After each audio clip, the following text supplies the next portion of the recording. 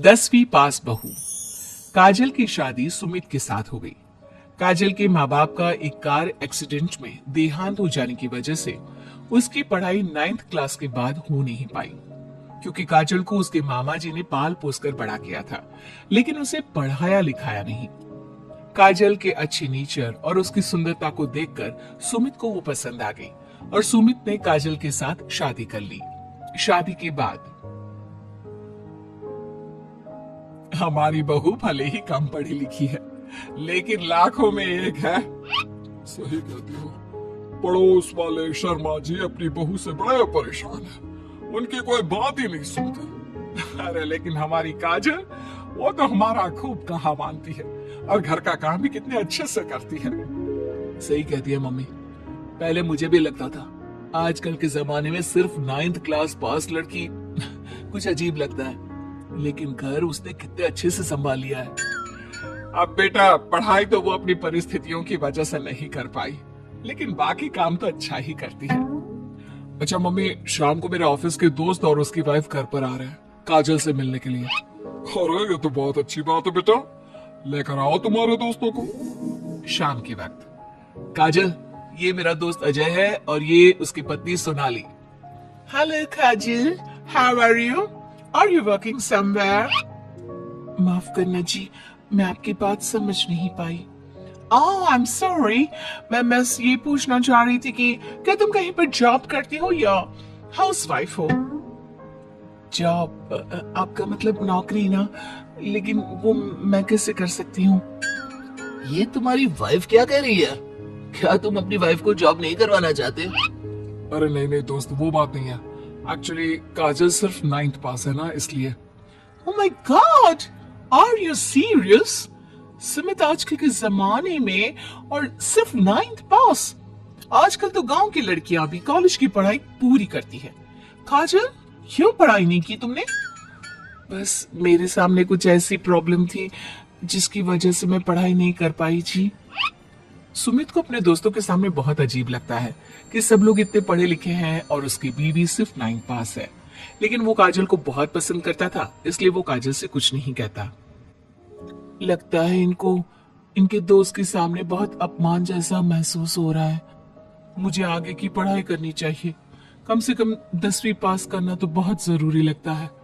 अगले दिन, मम्मी जी, मुझे आपसे कुछ जरूरी बात करनी थी जी। हाँ हाँ बोलो बेटा, क्या बात है?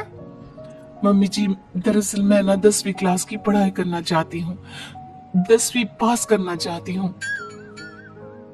लेकिन बेटा, अब घर के इतने सारे काम, जिम्मेदारियों के बीच तुम 10वीं की पढ़ाई कैसे करोगी?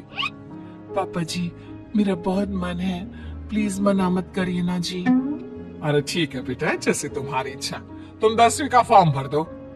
काजल खुश होते हुए वहां से चली जाती है। कुछ दिनों के बाद, मम्मी, क्या आपने सच में खुश होकर काजल को आगे की पढ़ाई करने की परमिशन दे दी? मेरा मतलब है, वो पढ़ाई करेगी तो घर का सारा काम, जिम्मेदारी कौन संभालेगा? अरे देखो बेटा, काजल हमारा इतना ख्याल रखती है, अब उसने हमसे परमिशन मांगी थी तो हम कैसे मना कर देते।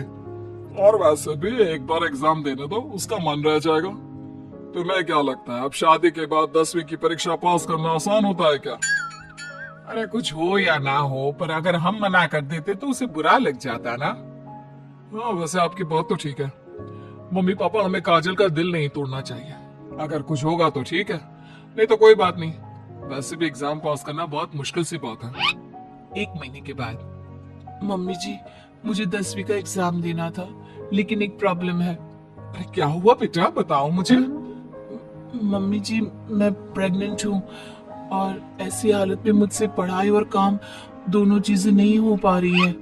अरे कोई बात नहीं बेटा, तुम अंदर कमरे में जाकर आराम करो, हम कुछ सोचते हैं। काजल के जाने के बाद, मैंने कहा था ना, इसे अपने मन की कर लेने दो, हम मना करते तो बेकार में बुरा मान जाती। अब प्रेग्नेंट हो गई है, पढ़ाई तो वैसे ही नहीं कर पाएगी। सही कहती हो तुम, लेकिन मुझे लगता है कि बहू का 10वीं पास करने का बहुत मन था। मम्मी, उस दिन जब मेरे दोस्त घर पर आए थे ना, तो मैंने काजल का चेहरा देखा था, वो बहुत उदास हो गई थी। शायद उन लोगों के सामने खुद को काफी नीचा महसूस कर रही थी। अरे लेकिन बेटा, हमने तो परमिशन भी दे दी ना, अब प्रेगनेंसी और घर की जिम्मेदारियों के चलते कैसे सब कुछ संभालेगी? मम्मी, मैं भी चाहता हूँ कि काजल 10वीं पास करे और अपने जिंदगी में कुछ बन जाए, लेकिन बेटा हम कर भी क्या सकते हैं? वो माँ बनने वाली है, उससे नहीं हो पाएगा। एक सप्ताह के बाद, मम्मी मैंने सोच लिया है कि काजल 10वीं पास करके ही रहेगी। मैंने अपनी कंपनी में 3 महीने की छुट्टी डाल दी है। अरे लेकिन क्यों बेटा? तुमने 3 महीने की छुट्टी क्यों डाल दी? एग्जाम तो काजल को देना है, तुम्हें नहीं। और तुम्हारे छुट्टी लेने से क्या होगा? पढ़ाई तो काजल को करनी है ना। देखो मम्मी, उसकी तबीयत और घर के काम, इन सब के चलते वो पढ़ाई नहीं कर पाती, तो अगले 3 महीने के लिए जो भी काम काजल करती है वो सब मैं करूंगा। अच्छा, तो तुम ये चाहते हो कि काजल सिर्फ और सिर्फ अपनी पढ़ाई पर ध्यान दे? बिल्कुल मम्मी, एक बार अगर अपनी बीवी की मदद नहीं की तो जिंदगी में फिर क्या किया?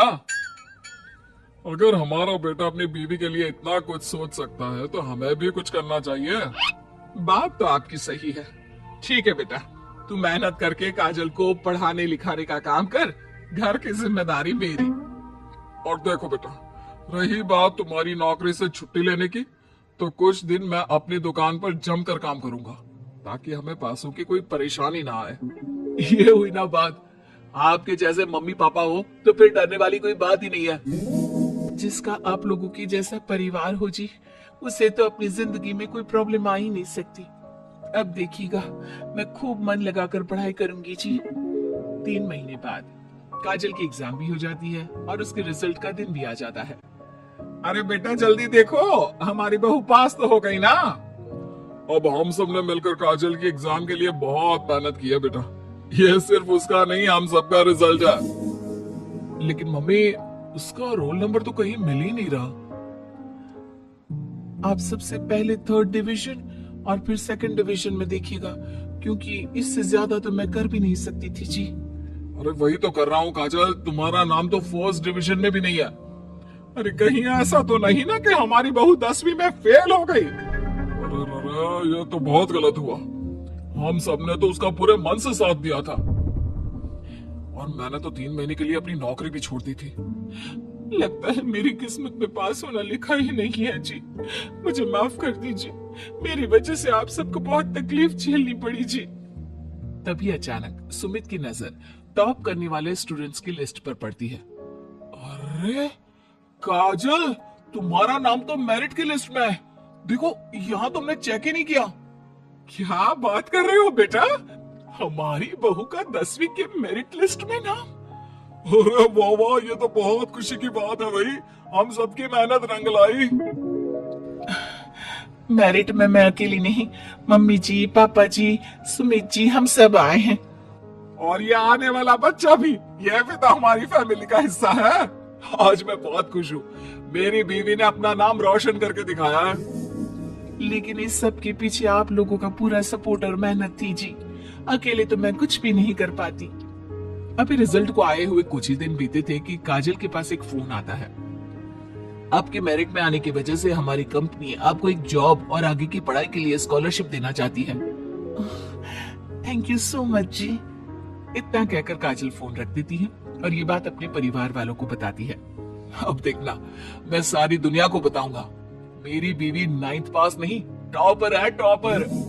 और मैं भी सबको कहूंगी कि मेरी बहू सुंदर भी है, घर के काम भी कर लेती है और 10वीं पास भी है, और अब तो उसके हाथ में बढ़िया नौकरी और पैसे भी है।